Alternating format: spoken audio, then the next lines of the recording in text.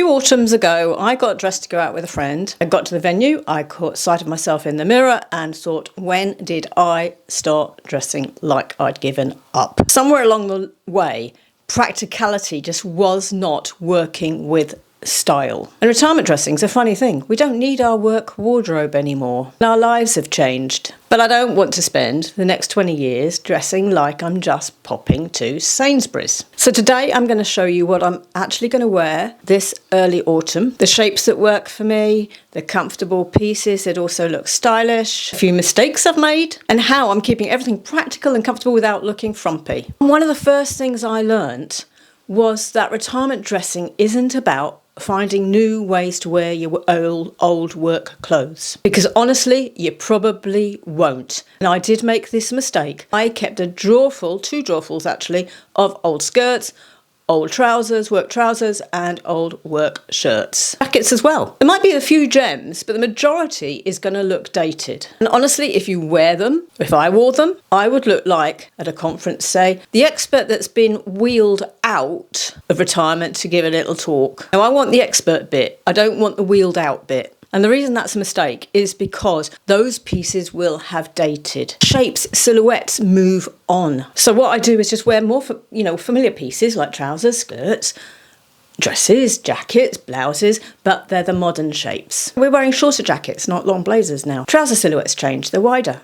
They're looser. And yes, we can wear trainers instead of a smart business shoe. And that brings me on to something else I do differently, and that is that, having gone through this episode here, I now make an effort to build my outfits from the shoe up. And that's a lot more important for us as we get older. See, I put this outfit together, loved it. Then I put my boots on to go out the door. The proportions are completely off. The boots make the rest of the outfit look heavy. Nothing wrong with the boots, they can be worn with other things, but this didn't work. The trousers were narrowing at the ankle. And here is the same trousers, it's a short jacket just the same, but I'm wearing a slightly heeled pointed toe boot, and you can see the difference. This boot works so much better with the trousers. And the thing is, as we're over 60, maybe we should ignore footwear trends. Because if we've got a fashionable trouser trailing around our ankles and trailing around on the pavement, we are at a risk of tripping. And it's important we remain upright. My bones are more important to me than fashion. So with a wide leg trouser, make sure you're wearing maybe a substantial trainer that raises the trousers up above the foot so as they're not dragging along the pavement. For instance, this wide fit zip-up trainer is ideal with a trouser like this. Also, these trainers, which are a bit more thicker than the retro styles around, do the same thing. But the other thing I've learned is that I do need a wider fit shoe now. I've learnt along the way, instead of sizing up, which was what I was doing, and ending up with a very clunky, oversized look. With a wide fit, we sometimes can get away with sizing down. So not even our own size. And then I do love a barrel leg jean. So the footwear I wear with a barrel leg jean is something that's going to emphasize the ankle, because the whole point of a barrel leg is that it gives that narrowing above the ankle, showing the ankle. And so for those, maybe an open weave Mary Jane is great for the autumn. And then with a cuff jean, I like a retro trainer. The retro trainers are flatter, slimmer, less substantial than the trainers that we might need with a wide leg trouser. So several very comfortable shoes that look modern, are modern, and we can wear with our different shape trousers in the autumn. I mean, who would say this looks old? No. Now, if you're enjoying this video so far, please do subscribe. It's absolutely free. And the more subscribers that we have on the channel, the more it's a message to the brands that over 60 we are relevant. So let's subscribe. Let's push the videos out so as we can really build on this channel. Now, I'm going to come on to some outfits, and many of them are featuring pieces from Halara, who are kindly sponsoring today's video. And actually they fit very nicely into this conversation because they are clothes that fit my new lifestyle. I want comfort, but I want shape. I want structure. I want to be able to move around. I want to be able to stretch. I want to be able to bend down. And I want to look like I'm wearing proper clothes, not leggings. So I've chosen a few new pieces. Now, this is a pair of wide leg jeans, and these are tummy control, and they're pull-on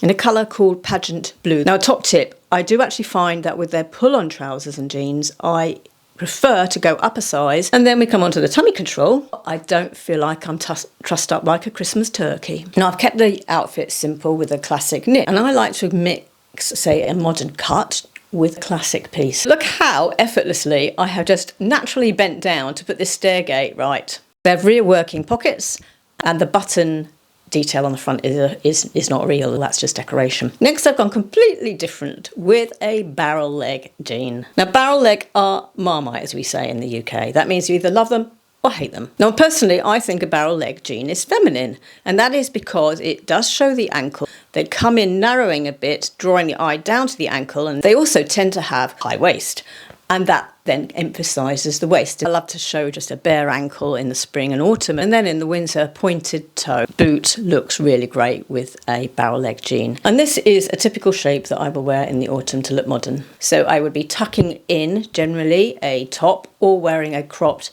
shirt top that comes just down below the waistband, and that draws the eye to the waist. Gives the impression you've got a waist even if you haven't got one. Now, I've paired them with this round neck yoga top in an almond white. Now, I'll be honest, the armhole is disappointingly large and will show a bra at the side if you've got a high-rise bra.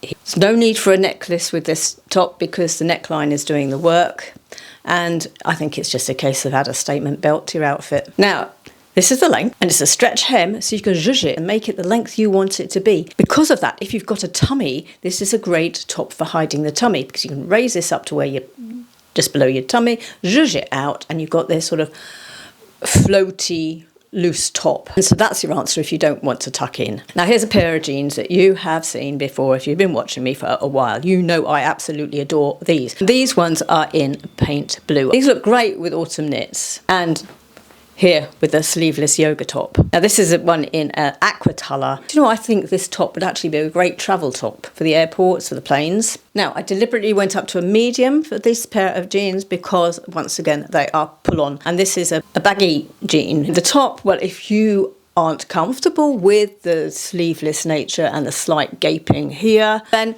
how about this in a short sleeve? It solves that problem, doesn't it? You can hide your tummy, you've got the top of your arms showing. Perfect. These do come in a variety of colours as well, but the short sleeve one I've chosen in a teal because, well, teal is that universal colour, isn't it? So have a look at these tops in the various different sleeve lengths. There's also long sleeve available as well. And of course the jeans come in a variety of colours too. All of the Halara pieces that I've been showing you, I will link in the description box for you. Thank you very much, Halara, for sponsoring that little segment of the video. So, as for tops, what sort of tops am I wearing in early autumn in my over 60s retirement life? This is a typical knitwear I'll wear in those transitional seasons, a knitted tee. Cool enough for those warm days and warm enough for the cool days. The one I'm wearing is available at the moment in different colours in the States and in the UK. It's perfect for wearing on its own or layering with a jacket, and we're finding that these knits are naturally the shorter lengths, which are going to go with the modern cut of trousers. Many of these come in a sort of collared design, and that collared design is giving us the V, which is so elongating. I've talked about that in other videos, that a V that points down inwards to the middle of your body is lengthening and flattering. Another